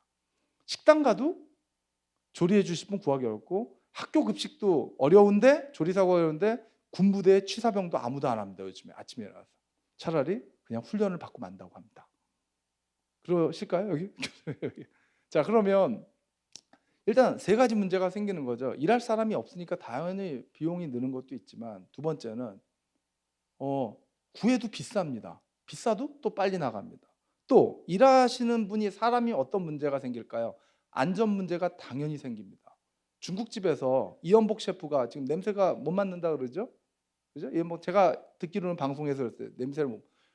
그 후드에 들어가서 웍을 이렇게 하면 그 후각, 그 다음에 여기에 어떤 손목 이게 괜찮으실까요? 쉽지 않을 겁니다. 전국에 중식당이 프랜차이즈가 안 되는 가장 큰 이유 중에 하나가 웍할 사람이 없습니다. 이게 밥 한두 개는 하겠지만 어떻게 하실 수 있을까요? 매일 100명씩 1000명씩을 이 웍을 한다고요? 그럼 뭐 옛날 분들 이렇게 얘기할 수 있습니다. 힘을 키우면 되지. 이게 말이 쉽지. 남의 밥 해주다가 자기 몸 버릴 요즘 젊은 애들이 세상에 어디 있습니까? 절대 불가능합니다. 그러니까 어떻게 해야 돼요? 사람을 대체할 수 있는 웍해주는 로봇이 필요한 거죠. 그게요. 근데 대신에 한식 다르고 중식 다르고 또 이제 이탈리안 다릅니다. 음식의 특성에 따라서 치킨 튀기는 로봇 다르고요. 다 다릅니다. 왜? 데이터가 고기 굽는 로봇 다르고요. 파스타 만드는 로봇 다르고 치킨 튀기는 로봇 다르고 떡볶이 만드는 로봇이 다 다르죠. 근데 이걸 어떻게 우리가 사업을 만들겠어요? 이런 겁니다. 누가 갑자기 오늘 웍하시는 분 한 분이 나갔어요. 로봇 한번 써보시죠. 렌탈입니다. 요즘엔 다 서비스 구독입니다. 렌탈. 지난달에 인건비 주셨던 것보다 이걸 썼을 때 비용적으로 또 일하시는 분들이 이런 게 하나 들어왔더니 훨씬 일하기가 편해졌다. 동시에 소비자들도 학교에서 급식을 하는데 이거 웍을 자동화 로봇이 했더니 일하시는 조리사분도 편하시고 그래 당연히 사람이 안 하니까 안전도 그렇지만 위생도 머리카락 들어갈 일도 없고 품질도 이의제기도 안 하고 왜냐하면 사람에 따라서 손맛이 계속 바뀌거든요. 똑같은 집인데 치킨집이지만 누가 양념하냐에 따라 맛이 다 다릅니다. 그런 얘기도 없고 당연히 맞춤형도 가능합니다. 개인화된 것들을 데이터로 하는 거죠. 그렇기 때문에 어떻게 돼요? 결국 그런 문제를 해결하려면 타겟을 정해놓고 디자인해야 되는 거예요. MIT의 이 조지 또 아까 스탠포드 총장도 그렇고 MIT도 이런 얘기했지만 이 친구는 딱 보면 일본 사람이죠. 3살에 이제 들었는데 이분이 MIT 미디어랩 전 세계 가장 혁신 연구소 그러면 MIT 미디어랩이에요. MIT는 1980년대부터 이렇게 세상은 미디어의 세계로 바뀔 거고 권력은 미디어에서 나온다는 걸 제일 먼저 안 되는 MIT입니다. MIT는 어떻게 했어요? 국가의 권력은 이제는 지식인한테 나오는 게 아니라 유튜버에서 나온다. 이런 얘기합니다. 백종원 씨가 와서 말씀하시는 게 훨씬 더 많은 실질적인 어떤 변화를 가져올 수 있는 거죠. 그거를 전문가들이 잘 인정하지 않습니다. 근데 사실은 결국은 미디어에서 나옵니다. 이분 똑같아요. 이분이 사실 고졸이거든요. 대학을 졸업한 미국 사람도 아니고 일본 사람이 본인이 고졸 출신 벤처 캐피탈을 만들어서 이런 투자 회사, 스타트업들을 키워서 이 회사들이 다 성공했죠. 그러니까 어떻게 해요? MIT의 핵심 기술을 창업하는 일을 이 사람이 하러 들어갔죠. 만약에 서울대학교 같으면 고졸 출신의 투자자를 교수 위에 디렉터로 앉히는 게 쉽지가 않습니다. 이건 뭐냐면 시험 보는 게 아니라 자기가 정말 좋아서 잘하는 일을 다양한 사람들이 모여서 미국을 만들어가고 있고 미국은 그런 일들을 할 수 있기 때문에 이 사람이 MIT가 이 책을 하나 썼습니다. 2017년도에 미래를 위한 여기 생존 법칙 9가지 9이라는 책인데 권위보다는 창발, 푸시보다는 풀, 지도보다는 나침반, 안전보다는 리스크, 순종보다는 불복종, 이론보다는 실제, 능력보다는 다양성, 견고함보다는 회복력, 대상보다는 시스템. 이게 이제 MIT가 생각하는 앞으로 미래의 이런 지속 가능성 방식을 이제 얘기를 한 건데요. 자, 장성에 와서 할 얘기는 사실은 이제 이런 어떤 새로운 분야의 어떤 창발가들이 새로운 어떤 기술도 만들어내고 기존의 어떤 새로운 어떤 사람들한테 영향을 줄 수 있는 것들을 끊임없이 만들어내고 있는데 가장 개인한테 중요한 건 이 두 가지라고 생각합니다. 봉준호 감독이 이제 이런 얘기했어요. 가만히 생각해 보면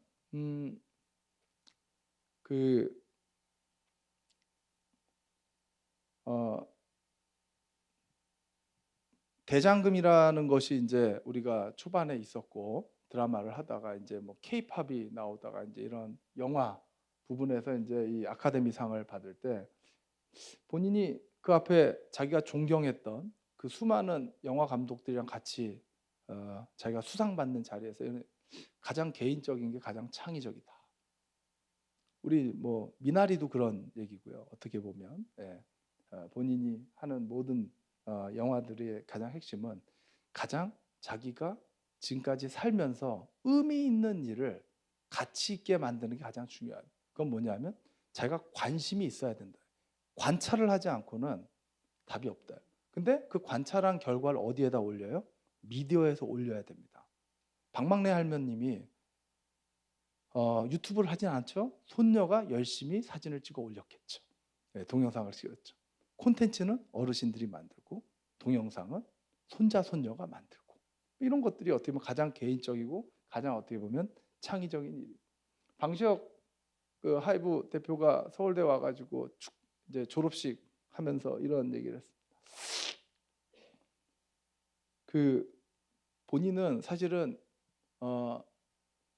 목표가 있었지는 않은데 분노가 있었다는 얘기예요. 분노라는 건 뭐냐면 가장 개인적인 일은요 분노가 생깁니다. 대충 해서 잠이 안 오셔야 돼요. 내가 하고 싶은 일에 미치면은요 잠이 안 옵니다. 그게 제가 아까 전에 그게 스티브 잡스, 그게 일론 머스크예요. 그 사람들은 정상이 아니에요. 자기가 하고 있는 일에 대해서 뭔가 의미가 있으면 거기에 대해서 완벽해지려고 노력하는데 방시혁 씨는 이런 얘기를 해요. 자기가 같이 일하는 대부분의 아이들은 적당히 만족한다. 적당히 만족할 거면 시작하지 말아라.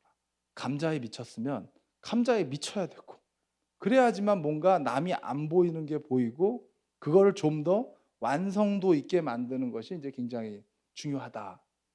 또 하나는 이런 얘기를 합니다. 본인이 남이 정의하지 않은 것, 남들이 나한테 의사가 되면, 남들이 뭐가 되면이 아니라 자기가 스스로 뭔가 관찰해서 상식에서 뭔가의 어떤 기준을 만들어서 실제로 이 일이 돈을 번다는 거 이전에 이게 뭔가 누군가한테는 필요하고 누군가한테는 쓸모가 있고 누군가 도움이 있다는 걸 먼저 생각하라.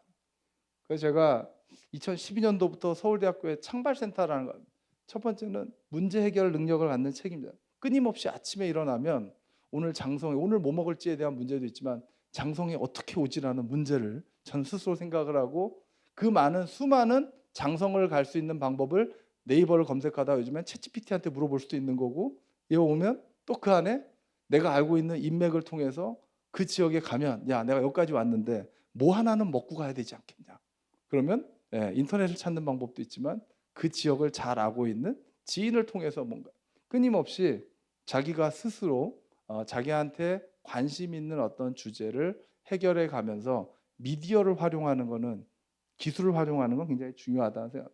제가 기업가 정신이라는 단어나 농업이라든지 식품이라는 단어가 사실은 어떻게 보면 중요함에도 불구하고 가치가 많이 없어졌다고 생각을 합니다. 왜냐하면 이제 앞으로 미래의 어젠다, 똑같은 말을 다르게 하는데요. 농업, 식품, 기업 이런 단어보다는 이런 뭐 창발가라는 단어 이런 거죠. 어차피 누가 뭐라든 간에 시키는 일을 해가지고선 먹고 살기에는 요즘엔 쉽지는 않습니다. 그러니까 뭐냐면 어차피 자기가 뭘 해도 비슷한 어떤 월급을 받을 거라면 평생 자기가 할 수 있는 의미 있는 일을 찾아서 직급 올라가는 거. 예전에는 우리가 월급 많이 주고 직급 올라가면 남들보다 내가 비교해서 나는 사장이야 뭐 이런 것들을 예전에 했다면 요즘 젊은 세대들은 이거에 관심 없습니다. 왜? 남의 거 하는 거에 별로 관심 없어요. 유튜브 하는 거에 훨씬 더 관심이 많습니다. 자기가 의미 있는 일하고 이거는 내가 직접 뭐 이 안에 어떤 역할을 하겠죠. 내가 이걸 파는 역할을 맡던 만드는 역할을 하고 그 안에서 먼저 뿌듯함이 있어야 됩니다. 우영우가 얘기하는 뿌듯함. 내가 제대로 자폐를 갖고 있지만 변호사로서 자기가 정규직이 되면서 하는 거는 이게 아니에요. 내가 돈을 벌었고 성취감이 아니라 뿌듯함이에요. 내가 쓸모 있는 사람이구나. 내가 뭔가 사회에 가치 있는 일을 하는 거구나. 농업은, 식품은, 지역은 의미 있는 일을 가지고 책임감을 가지고 뿌듯한 일을 하는 거지. 이걸 하면 돈을 얼마를 벌고 이렇게 해가지고 답 나오기 어렵다는. 오히려 남이 하지 않은, 남이 관찰하지 않는 새로운 분야에서 새로운 문제를 좀 더 사람들하고 같이 소통해 나가는 그런 방식이 중요하다고 생각합니다. 제가 대학에서 우리 농업, 에그리컬처라는 단어를 쓰는데 흙에서 경작하는 거잖아요. 콩 심은 데 콩 남고 당연히 농촌에서는 여기 아까 콩을 갖다 씹어 파시는 분이에요. 또 이제 어촌에 가면 물고기를 뭐 산에 가면 약초를 파시는 분이 당연히 있겠죠. 자신의 어떤 삶에 있어서 가장 자기가 어려서부터 계속 봐왔던 거에서부터 그게 시간이 가서 누군가는 내가 하는 거를 의미 있게 바라보면 문화가 생기는 거거든요. 처음부터 방시혁 씨가 하는 일을 인정했습니까? 처음부터 뭐 우리가 봉준호 감독이 하는 일을 인정했나요? 처음부터 박세리가 골프 친다 그럴 때 믿었습니까? 처음부터 뭐 박태환이 수영한다 그럴 때 대한민국 수영한다고 생각했고 김연아 선수가 뭐 이런 거 같다. 그렇지 않았잖아요. 근데 누군가 하고 나니까 박세리 선수가 골프를 하고 나니까 박찬호 선수가 야구를 하고 박지성 뭐 차범근 선수가 축구를 하고 나니까 한 번 하고 나니까 다 하더라 이렇게 되는 거예요. 최초가 어렵지. 한 번 하고 나면 누구나 다. 제가 어차피 아침에 이제 이런 거죠. 세상에 변하지 않는 사실은 원에서 태어난 사람은 없다. 내가 처음부터 부모님께 손들고 나 엄마. 제가 가끔 이렇게 어떤 일할 때 그 출생지 뭐 이런 얘기하는데 엄마 뱃속이 출생지인데 내가 병원에 등록한 충남이 나의 고향인지 나는 잘 모르겠다. 솔직히. 뭐 그렇지 않습니까, 사실? 근데 그건 뭐냐면 행정적으로 그런 것뿐이지 나의 어떻게 뭐 고향은 엄마 뱃속이지 왜 내가 충남이 나의 고향이냐 이럴 수도 있는 거예요. 어떻게 보면 가장 기본적으로 엄마 뱃속에서부터 나중에 이제 웰 보닝부터 웰 그로잉 왜 이렇게 하는 과정이 생겨요. 사람들이 먹는다는 게 어떤 걸까요? 안 먹으면 죽습니다. 설탕이 몸에 안 좋다고 뭐가 몸에 안 좋아요? 생명줄인데. 설탕이라도 먹어야 살 수 있는 겁니다. 그거는 지금의 우리나라의 경제 수준이 되고 이 정도 여러분들이 먹고 사니까 설탕은 몸에 나쁘다 이런 얘기 하시지. 아이들은요. 영양분이 없으면 죽습니다. 배고프면 죽는 거예요. 그러니까 기회만 되면 먹고 자고 먹고 자는 애교 부리고 싶어서 부리는 게 아닙니다. 원에서 태어난 사람 없지만 죽고 싶은 사람 없고 안 죽는 사람 없습니다. 그 과정 안에서 본인이 처음에는 살기 위해서 먹다가 좀 살다 보니까 이제 맛있는 것도 이제 좀 느끼다가 이왕 맛있는 거 먹는데 이거 나중에 내가 빨리 늙는 거 아니야 이런 생각도 하다가 이왕이면 좀 뭔가 특별한 거 없어? 리미티드 장성에서만 좀 뭔가 100불이밖에 안 나오는 약초 이런 거 없어? 이렇게 의미 있는 이렇게 사는 겁니다. 그러다가 연세가 드시면 이제 노화도 있고 뭐 여러 가지 이제 생애 주기에 따라 남자 여자가 호르몬이 변하기도 하는 거고 또 그러다 보면 65세 이상의 어르신들은 만성 질환을 2개씩을 평균적으로 가집니다. 그러면 환자식을 드셔야 되고, 특히 신장이나 이런 되고, 고령치나 이제 80세가 넘어가시면 치아가 안 좋으시니까 유동식을 드셔야 되는 겁니다. 이게 푸드테크예요. 인류가 살아가는 데 있어서 반드시 먹어야 되는데 이 문제가 생각보다 쉽지가 않습니다. 근데 이런 걸 어떻게 할까요? 자기의 삶에 있어서 자기가 먹을 때 첫 번째, 농업, 팜테크. 아니, 먹을 게 있어야지 일단. 1차. 2차 산업. 이왕이면 맛있게 먹었으면 좋겠고. 세 번째, 건강하게 먹었으면. 저는요, 음식은 치료제라고 생각하는 가장 큰 거는 멘탈 헬스입니다. 사실은. 오늘 스트레스를 받아요. 직장에서나 뭐. 오늘 맥주 한 잔을 먹고 치킨을 먹어서 좀 스트레스를 풀어야 협심증이 안 옵니다. 그렇지 않습니까? 여러분들, 우리나라에서 가장 큰 사망률이 사실은 우울증에 뭐 자살 이런 겁니다. 우울증을 막는 제일 좋은 치료제는요, 자기가 좋아하는 사람하고 음식 먹는 게 제일 나을 수도 있습니다. 그렇지 않겠습니까? 상대적으로. 네. 그렇기 때문에 음식은 첫 번째 멘탈 헬스예요. 그 다음이 신체적인 거예요. 근데 뭐죠? 아까 말씀드린 대로 내가 행복하자고 고기를 먹는 게 나쁜 건 아닌데, 우리가 고기를 먹음으로써 여러 가지 뭐 건강상의 이유, 뭐 고기를 이제 고기 자체가 나쁜 건 아니지만 가공하거나 태워 먹으면 이 벤조파이나 이런 거 나오면 되게 몸에 안 좋겠죠? 그러면서 아까죠? 내가 좋자고 내 동물을 갖다가 죽이는 거, 반려동물은 키우는데 소, 돼지, 닭은 괜찮나? 이렇게 생각이 들면 이게 되게 퀘스천업을 하는 겁니다. 내가 소를 키웠는데 이 소가 나중에 결국은 죽는다. 이게 이제 요즘 젊은 세대들은 굉장히 그런 거에 이제 감성적으로 가니까 어떻게 되죠? 비건으로 가기도 하고 식물성으로 가고 이렇게 되는 것들이죠. 지구 살림. 그러니까 나가 좋다고 나의 주변의 동물이나 환경이 안 좋은 거에 대해서 점점 우리나라의 어떤 선진국이 되니까 그런 것들이 의식하게 되고, 그러니까 이런 것들을 골라서 음식을 주문할 때 이런 거죠. 먹고 싶은데 이왕이면은 맛도 있는데 칼로리는 낮으면서 좀 더 뭔가 사회적으로 가치 있는 것들을 주문하면 어떻게 되죠? 가격이 올라갑니다. 이렇게 하면 쭉 올라가죠. 그럼에도 불구하고 그래, 나는 많이 먹는 것보다 내가 의미 있는 걸 먹겠다는 소비자들이 점점 늘어나고, 그런 것들이 온라인을 통해서 개인 맞춤화돼요. 결국 온라인은요, 결국 이제는 자기 얘기해야 되는 순간입니다. 남의 거 가지고 얘기하는 거요, 이제 콘텐츠가 되지 않습니다. 요즘에 방송에 나오는 분들 보면 어떤 마동석 배우는 마동석 배우의 스타일이 있는 거고, 라미란 배우는 라미란 배우의 스타일이 있는 겁니다. 누구나 다 자기만의 어떤, 근데 좋아하시는 분은 좋아하고 아닌 분들은 아닌 겁니다. 모든 분들이 다 한 가지의 어떤 콘텐츠를 소비하지 않아요. 결국은 뭐예요? 자기와 비슷한 생각을 하는 거. 나는 임산부야. 임산부들이, 또 어떤 분들은 건강이 안 좋으셔서 난 유방암에 걸려 있어서 유방암에 관련된 문제를, 그거는 개인의 어떤 현재의 상황에, 생애 주기나 아니면 그분의 라이프 스타일에 맞는 커뮤니티 베이스로 가는 겁니다. 거기에 관심이.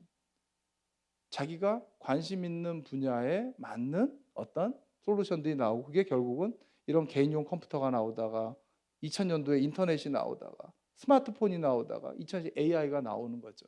이게 뭐죠? 결국은 아침에 눈 뜨면 오늘 뭐 할지를 이제는 옆집에 있는 우리 친구나 이런 데 물어보는 게 아니라 AI한테 물어보는 상황이 된 겁니다. 예전에는 다 집에 문 다 열어놓고 해서 아이들 학교에다가 데려다 주시는 부모님들 별로 없었습니다. 뭐 시기에 따라 다르긴 합니다만, 그리고 집에 갔다 오면 엄마 없으면 옆집 가서 밥 얻어 먹는 거지, 뭐 이런 거잖아요. 요즘에 그런 게 거의 불가능합니다. 그죠? 그런 것들이 결국은 이런 디지털화가 된 것들이고요. 저희가 이제 푸드테크를 제가 한 지가 이제 1년밖에 안 됐는데, 협의회를 만든 지가, 사실은 앞서 말씀드린 데서 이 푸드 솔루션의 가장 큰 핵심은 앞으로 미래에 대한 문제도 있지만 대한민국은 저출생, 그 다음에 일할 사람을 못 구하는 겁니다. 농업인도 못 구하고요, 제조업도 못 하고, 일자리 없다고요? 일자리 없는지 잘 모르겠습니다. 아마 제 주변에 물어보면 자기가 원하는 수준의 어떤 그 인건 비용과 이런 어떤 환경을 제공해 주는 게 없다는 거지, 실제로 필요로 뭐 일할 수 있는 사람의 수요가 없는 게 매칭이 안 되는 것뿐이에요. 결국 뭐냐면 이런 개인이 1인 가구가 자기가 음식을 먹고 싶은 거를 먹기 위해서 해결하는 어떤 주방의 솔루션, 그 다음에 아까 말씀드린 이제 그렇기 때문에 이제 이런 로봇 기술들이 점점 더 많이 사용되고 앞으로 인류가 지속 가능하기 위한 단백질의 어떤 공급이 고기만 가지고는 이제 안 되니까 다른 어떤 방법들을 찾아야 되고 당연히 아까 말씀드린 환경에 영향을 뭐 이게 업사이클링이라는 게 모양이 안 이뻐서 사람들이 잘 안 사는 거 가공하는 것도 있지만 버려지고 있는 것들을 이제 또 대표적으로 이제 이런 포장재들이죠. 예, 이런 것들이 이제 굉장히 큰 이슈가 돼요. 제가 이거를 이제 6차 산업화 한다라고 얘기하는 건 뭐냐면 저는 로컬이 되게 중요합니다. 장성의 이름값을 해야 되고요. 그 이름에 어울리는 어떤 가치를 만들어내야 됩니다. 이 가치가 꼭 첨단이어야 될 필요가 있다고 생각하지는 않습니다. 광주에 있는 분들이 주 4일은 광주에서 일하지만 주 3일은 장성에 와서 일하면 되는 거고요. 한국에 있는 사람들이 주 4일은 한국에 있지만 3일은 일본 가서 일하면 되고요. 한국에 있는 사람이 상해 가서 한 3일 하면 중국에는 14억 인구가 있고 일본에 1억인데 이 사람들이 한국에 오면 되는 겁니다. 누가 이익일까요? 네, 제가 봤을 때 한국이 무조건 이익입니다. 숫자가 적기 때문에 나가는 것보다 들어오는 게 더 많으면 돼요. 그래서 오히려 우리가 갖고 있는 어떤 콘텐츠를 국내에서 경쟁하지 말고 오히려 외 쪽에 알릴 수 있는 방법들이 굉장히 중요하고 농업도 지역도 식품도 수출 산업으로 바뀌어야 됩니다. 그리고 이거는 민간이 해야 됩니다. 국가가 대학이 해주는 게 아니라 누군가가 이미 장성은 이만한 콘텐츠도 갖고 있고 이만한 메뉴도 갖고 있고 이만한 제품도 갖고 있는데 왜 자꾸 대한민국에서 뭔가 알리려고 하냐. 이런 것들이 앞으로 이제 우리가 6차 산업을 연계하는 게 되게 중요하고요. 거기에 제일 중요한 건 이런 원료를 농업에서 소재를 만들고 제품을 만들어서 유통해서 뭐 이런 외식이나 가정식이나 급식이나 이렇게 해서 집에서 조리하는 것도 있겠습니다만 저는 콘텐츠 시작하는 게 훨씬 더 중요하다고 생각합니다. 장성의 콘텐츠가 훨씬 더 중요합니다. 콘텐츠를 가져야 나중에 가격 경쟁력이 나옵니다. 브랜드가 있어야지만 그 다음에 그 안에서 이왕이면 당연히 값싸게 만들어야 되겠죠. 일단 브랜드를 가져야 나중에 규모의 경제에서 기술을 가지고 가격은 다운하더라도 일단 그 브랜드 어디서 나온다? 최초에서 나옵니다. 아니면 진짜 완벽하면 장성밖에 없으면 대박입니다. 예, 장성. 그게 뭔지는 잘 모르겠으나 그 스터디가 있어야 될 거고 그러한 부분에 있어서 앞으로 젊은 세대들이 이런 AI나 엑스나 블록체인이나 로봇 이거를 기술을 개발하라는 게 아닙니다. 이걸 이용하라는 겁니다. 이용. 우리가 요즘에 뭐 어르신들도 다 요즘에는 뭐 네이버도 보고 집에서 OTT도 보시라고. 요즘 같으면 꼭 서울하고 별로 다르지 않은 게 영화관 갈 이유도 없는데 뭐. 집에서 TV 보면 뭐 콘텐츠 다 볼 수 있는데 굳이 뭐 꼭 광주 가야지만 되나 뭐 이럴 수도 있습니다. 그렇기 때문에 어느 지역에서 사느냐가 과거처럼 그렇게 크게 영향을 안 미칠 수도 있고 물론 이제 의료 부분에 있어서 그런데 사실 뭐 의료 부분도 경우에 따라서는 원격 의료나 앞으로 뭐 약도 집으로 배송하면 사실 기술적으로 해결이 안 되는 건 아닙니다. 다만 여러 가지 이해 당사자들이 있기 때문에 지금 해결이 안 되는 거지 기술의 문제는 아니에요. 결국은 미국은 하고 있는데 한국은 못 하는 것뿐이죠. 왜? 그게 규제일 수도 있고 그게 뭔가 이해 문제일 수도 있습니다. 그런 것들이 이제 앞으로 그래서 저희가 과거에 1차 산업, 2차 산업, 3차 산업 중에 저는 콘텐츠나 서비스 쪽이 훨씬 더 중요하다고 생각을 합니다. 장성은 그런 면에서 보면 1차 산업이라고 자꾸 얘기하지 말고 우린 콘텐츠고 우리는 어떻게 보면 서비스고 어떻게 보면 좀 더 뭔가 문화적인 어떤 관점에서 앞으로 우리가 사람들하고 이러한 것들을 이런 경험할 수 있는 그런 쪽을 계속했으면 좋겠습니다. 제가 푸드테크 산업 시장 규모를 얘기할 때마다 조금 굉장히 좀 답답한데 이런 자꾸 기존의 농업과 식품을 전공하는 분들이 시장 규모를 보지 마시고요. 수요자 중심으로 한번 생각을 해보시죠. 제가 먹을 게 아니라 먹기 위해서 돈 쓰는 걸 생각을 해보면 집에서 제가 결국은 식당에서 음식을 갖다 주문해서 먹는다 치시죠. 내가 먹기 위해서는 어떤 돈들이 필요하냐면 당연히 음식값 필요합니다. 식자재 가져다가 식당이 이제 그걸 가지고 조리해서 인건비 다 붙여가지고 뭐 임대료 다 해서 만드셨겠죠. 배달료 붙겠죠. 오면 내가 이거 먹고 조리하려면 조리기구 우리가 다 써야 되거든요. 감가상각 다 있죠. 먹고 버리면 음식물 쓰레기 다 버려야 됩니다. 그 총 비용을 푸드테크라고 저는 생각을 하는 겁니다. 이게 농식품부가 농업과 관련된 어떤 산업으로 보면 그 식품만 이 푸드테크로 볼 수가 있어요. 그게 아니고 개인이든 기업이든 정부의 기관이 사람들이 살아가기 위해 살아가면서 먹기 위해서 돈 쓰는 비용이 뭘까라고 한다면 오늘 뭐 먹을지 추천받는 거에서부터 식당 예약하는 것부터 그리고 아까 전에 가정식이든 외식이든 급식이든 이 안에서 우리가 음식을 조리하고 뭐 보관하고 뭐 관리하고 하는 소프트웨어부터 로봇부터 이 비용이 있고 당연히 집에도 음식 배달해 줘야 되고 식당으로도 음식 배달해야 되고 학교 급식에도 유통이 필요할 거고 요즘에는 3D 프린팅 다 합니다. 요즘에 농담 삼아 저희 학생 중에 한 명이 그런 얘기 하더라고요. 어제 남자친구랑 헤어졌습니다. 올리브영에서 선물 사왔습니다. 뭐 이럽니다. 요즘에는 기본적으로 3D 프린팅으로 세상에 하나밖에 없는 뭐 이렇게 해서 글자 들어가야 됩니다. 우리나라 소비자들은 유튜버로 다 글을 올리기 때문에 남들이 하는 수준의 뭔가 이런 맞춤화된 것들을 다 금방 접해보고 그 금방 이용하는 게 너무 빠른 거예요. 과거에는 그냥 모든 사람이 똑같은 걸 한번 건강기능식품 한번 생각해 볼까요? 살 뺀다. 자, 살을 빼는데 남자 여자가 똑같나? 나이에 따라 똑같나? 여성들이 이 호르몬에 따라서 식욕이 있을 때가 있고 근데 어떻게 건강기능식품이 똑같이 먹는데 똑같이 살을 빠질까 이런 거죠. 사실 살이 안 빠지는 거는요 이런 거죠. 폭식하기 때문이거든요. 근데 그 폭식하는 요일이 있습니다. 금요일 밤만 되면 일요일 밤만 되면 잘 못 자는. 그게 패턴이요. 아마 배달의 민족은 알 수도 있고요. 여러분들이 주문한 카카오페이는 알 수도 있습니다. 왜 이게 한번 1년만 패턴 내가 주문한 패턴 보면 모를까요? 대부분 내가 어떤 음식을 어떤 날에 누구와 먹었는지가 대충 있어요. 그걸 어떻게 하면 우리가 좀 더 제어할 수 있느냐인데 대표적인 게 뭘까요? 디지털 헬스케어입니다. 우리가 이제 리브레라고 하는 거 이런 거 카카오 헬스케어가 요즘 하는 이런 것들을 하면 똑같은 걸 먹는데 혈당이 확 올라가잖아요. 그죠? 그러면 눈으로 보이면 이게 조금 사람들이 먹을 것 좀 줄입니다. 왜냐하면 바로 눈으로 보이니까. 그죠? 집에서 전화 오면 더 먹을 거 불려 들어가고 공부하기 싫은데 선생님 오셨다 내지는 PT 받으면 관리 받으면 하는데 관리를 누가 한다? AI가 한다. 이것만 달라지는 거죠. 예전엔 사람이 했다. 결국은 개인에 맞는 음식을 추천해주고 주문해주고 먹은 거에 대해서 뭔가 다음 것들을 해주는 것들이 이제 이게 푸드테크 산업이고요.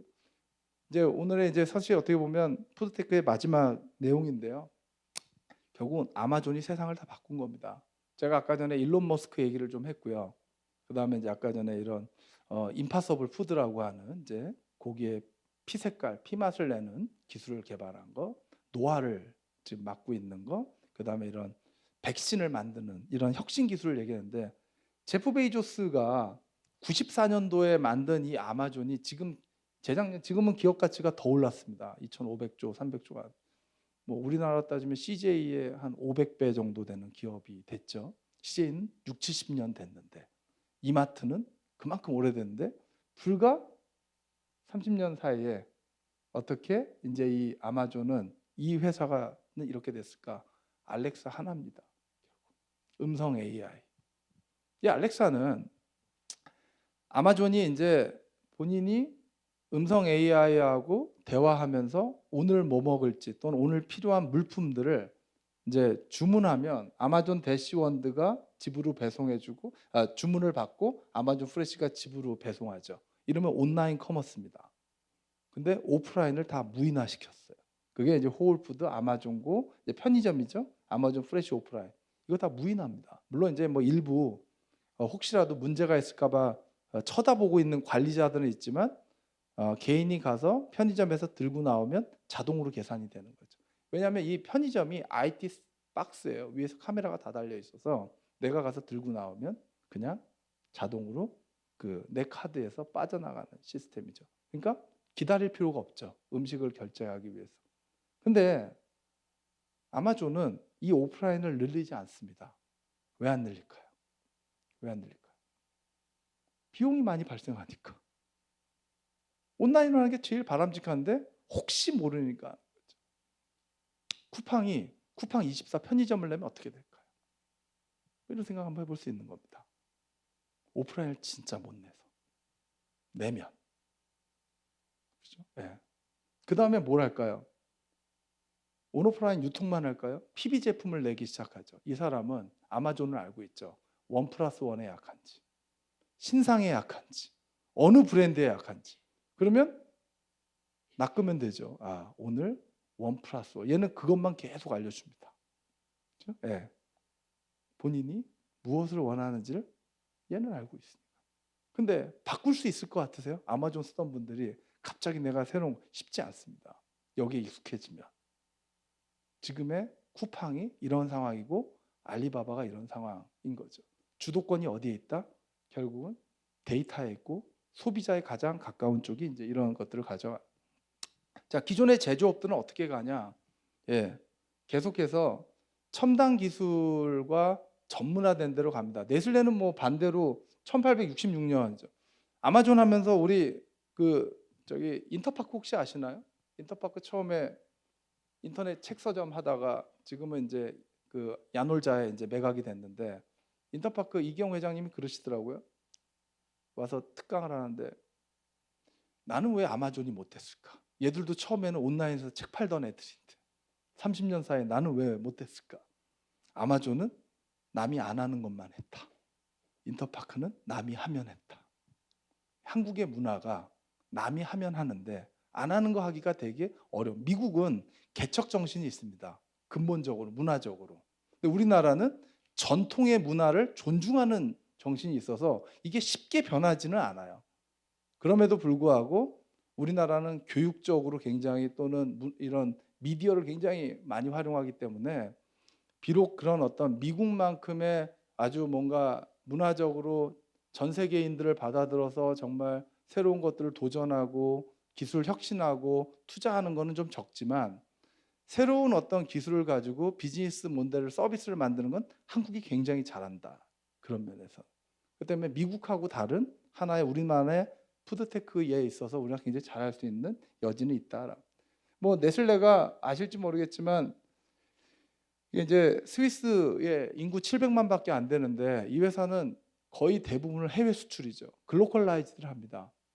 자기네 나라에 생산하지 않고 해외에서 생산해서 뭐죠? 브랜드로 팔죠. 그 지역에서. 네스프레소 이제 이 캡슐 커피, 블루바틀 혹시 아십니까? 젊은 블루바틀. 예. 이거 네슬레 건가 아세요? 예, 네슬레 거거든요. 근데 블루바틀은 우리나라에도 매장이 많지는 않지만 이게 매장이 50개일 때 네슬레가 8천억의 가치로 샀습니다. 왜 샀을까요? 예. 뭐 일반적이진 않는데 한번 블루바틀에서 사진 찍으실 것 같아요? 스타벅스에 사진 찍으실 것 같아요? 예. 뭐 이런 겁니다. 이게 세대에 따라 달라요. 다 똑같지는 않습니다. 스타벅스에 찍겠다는 분도 많이 계세요. 갤럭시에서 사진 찍을까요? 아니면 애플에서 사진 찍을까요? 예. 같은 분한테 물어보면 거의 비슷합니다. 패턴이. 테슬라에서 사진 찍으실까요? 아니면 제네시스에서 사진 찍을까요? 뭐 이런 거예요. 이게 사실은 제품이 좋다가 아니에요. 그냥 나는 애플의 아이덴티티, 테슬라의 아이덴티티, 그 다음에 방금 말씀드린 블루바틀의 아이덴티티예요. 이게 뭔지는 모르겠어요. 그걸 뭐라고 얘기할 수는 없는데 사람들로 하여금 뭔가 그 브랜드에 대한 신뢰도가 있는 것들인 거죠. 이게 쉽지는 않습니다. 그럼에도 불구하고 이런 것들이 일어나고 있고, 근데 이 회사는 심지어는 스타벅스가 네슬레 건지 아세요? 스타벅스는 네슬레 겁니다. 어떻게 네슬레 거냐면 캡슐 커피를 만들고요. 캔 커피를 만드는 건 네슬레가 샀어요. 매장은 안 사고. 무슨 얘기냐면 테크 기업들은요, 자기가 본업이 아닌 거에 뛰어들지 않습니다. 네슬레는 이 블루바트를 샀던 건 이런 거죠. 한국에서 네스카페가 들어왔다가 지금 없어졌지 않습니까? 안 되거든요. 왜? 스타벅스에 밀린 겁니다. 신세계가 잘한 건지 뭔지 모르지만 스타벅스가 잘했어요. 근데 이 캡슐 커피가 특허가 끝났거든요. 혹시 여러분들 그 동서에서 맥심도 이 캡슐 커피 들어보신 분? 동서의 맥심 캡슐 커피 혹시 보신 적 있으신 분? 광고는 보신 적 있어요, 혹시? 예? 카누, 카누 이거 캡슐 커피 광고 보신 분? 드셔보신 분? 예, 없잖아요. 그러니까 동서 입장에 답답한 거죠. 예, 광고도 했고 만들었는데 아무도 모릅니다. 왜? 늦었잖아요. 늦었잖아요. 근데 만약에 캡슐 커피가 스타벅스로 나오게 되면 약간 게임이 다를 수 있어요. 그러니까 네슬레 입장에서는 스타벅스에 로열티를 주고 7조 몇천억 원에 로열티까지 주고 살 수밖에 없는 구조인 거죠. 브랜드 때문에. 근데 마찬가지로 스타벅스로 제조업에 뛰어들지는 않습니다. 업이 달라요.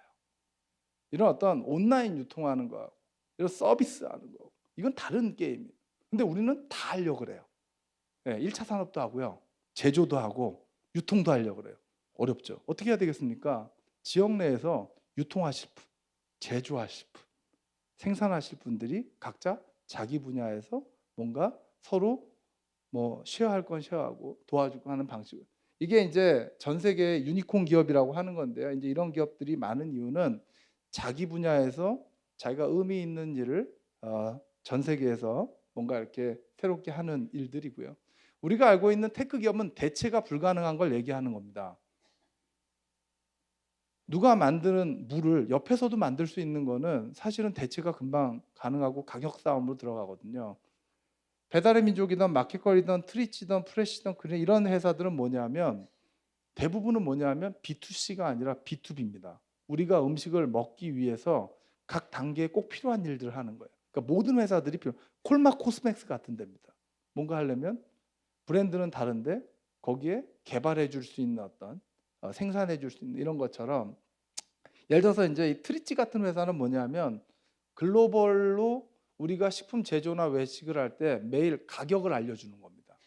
원자재 가격이 환율에 따라서 매일 바뀌잖아요, 그죠? 그럼 오늘 내가 학교에서 급식을 하는데 같은 김치지만 오늘 가격이 싼 김치, 그러니까 영양은 똑같은데 오늘 배추김치를 할 건지 무김치를 할 건지를 갖다가 데이터를 제공해 주면 이왕이면 같은 가격으로 더 완성도가 높은 것들을 이제 만들 수 있는. 잘 아시는 대로 배달의 민족의 김봉진 대표는 어쨌든 76년생이고 본인이 이제 이런 이 예술대학에서 이제 이런 거 하다가 뭐 창업도 해서 잘 안 됐다가 2010년도에 배달의 민족을 만들어서 19년도에 5조 원의 기업 가치로 했는데 이 당시에 CJ 제일제당보다 기업 가치가 높았죠. 불과 10년입니다. 왜? 대체가 불가능해요. 양쪽이 다 만족하는 거죠. 내가 식당을 열었는데 일반 소비자한테 알릴 수가 없어요. 전단지 뿌리고 다녀도 이게 뭐 비용만 나가지 안 되잖아요. 어떻게 보면 사람들 알리는 역할. 또 내가 음식을 뭐 먹고 싶은데 어느 음식점이 뭘 하는지를 몰라요. 그거 해주는. 근데 어떻게 되죠? 처음에는 음식으로 했다가 비마트 하다가 라이브 커머스 하죠. 마찬가지로 쿠팡은 마트 하다가 쿠팡 이츠 하다가 라이브 커머스 하죠. 요즘에 이번에 오타니 쿠팡이 여러분들 OTT 2위인 거 아십니까? 예. 혹시 아세요? 쿠팡 플레이 쓰세요? 예. 뭐 이분한테만 얘기하면 거의 답인 거예요. 요번에 그 메이저리그 할 때 그죠? 예. 요번에 저기 뭐야? 신동엽 씨 한 SNL 쿠팡이 하면 무조건 1년 만에 갑자기 2위로 등락합니다. 굉장히 무서운 거예요. 어떻게 이게 가능할까? 그 OTC 시장에서. 근데 여기에 경쟁자가 뭐가 있습니까? 네이버가 하나의 경쟁자입니다. 네이버도 똑같이 이것들을 하고 있죠. 라이브 커머스도 하고. 결국 뭐다? 롯데, 신세계, 과거에 뭐 현대가 하는 일을 지금 온라인 쪽에서 쿠팡, 배민, 네이버로 바뀌어가. 그러다 보니까 이런 일을 하는 사람들이 보면 다 30대 때 초반에 창업한 애들이에요.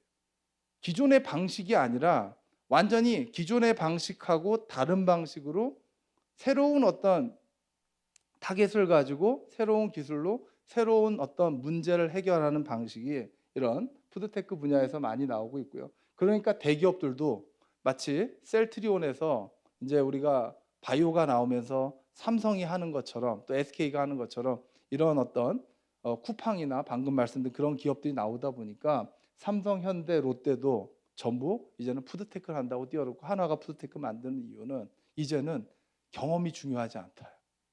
뭔가 새로운 변화에 내가 맞출 수 있는. 그래서 앞으로 우리가 이제 뭐 여기 이제 이런 앞으로 뭐 관련된 분야의 기업들이 많이 있지만 결국 콘텐츠가 되게 중요하다는 말씀으로 강의를 마무리하겠습니다. 여기 이제 우리가 개인의 어떤 브랜드로 성공하시는 분들도 이렇게 많이 있죠. 뭐지 뭐 찌양이 뭐 하나 먹고 가면 줄 서는 거죠, 식당에. 뭐 이런 식으로 자신이 뭔가 사람들한테 해소해 줄 수 있는 어떤 솔루션, 음식을 많이 먹고 싶은데 내가 식욕을 조절해야 되는데 이 사람이 먹는 걸 보고 뭔가 만족감을 느끼거나 아니면 그 사람들이 좋아하는 취향이 나랑 비슷해서 아 내가 일일이 식당 알아보기 싫은데 저 사람은 나랑 취향이 되게 비슷해.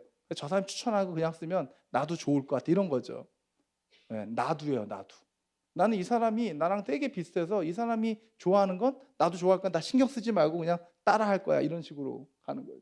그리고 이런 농업에서 밭에서 만든 것들을 가지고 이제 이런 냉동을 해서 이제 전국 어디든지 배송하는 이제 그런 모델들 또 그 외에도 이제 여러 가지 이제 뭐 여러 가지 구독 서비스를 하는 그런 모델들이 이제는 농업에서도 이런 푸드테크와 연계해서 그 지역을 대표할 수 있는 기업으로 이제 많이 나오고 있다고 봅니다. 제가 시간이 이제 많이 돼서 마무리하겠습니다. 아무튼 제가 장성에 와서 우리가 지역이 갖고 있는 어떤 로컬의 크리에이터들이 좀 더 이런 푸드테크를 좀 많이 우리가 앞으로 연계할 수 있고 또 앞으로 도시에만 사람들이 있는 게 아니고 지역을 왔다 갔다 하면서 서로 공유할 수 있대 장성의 어떤 특성에 맞는 그런 어떤 새로운 어떤 분야로 이런 푸드테크에 있어서도 새로운 어떤 가치가 나오기를 바라면서 강의 마무리하겠습니다. 감사합니다.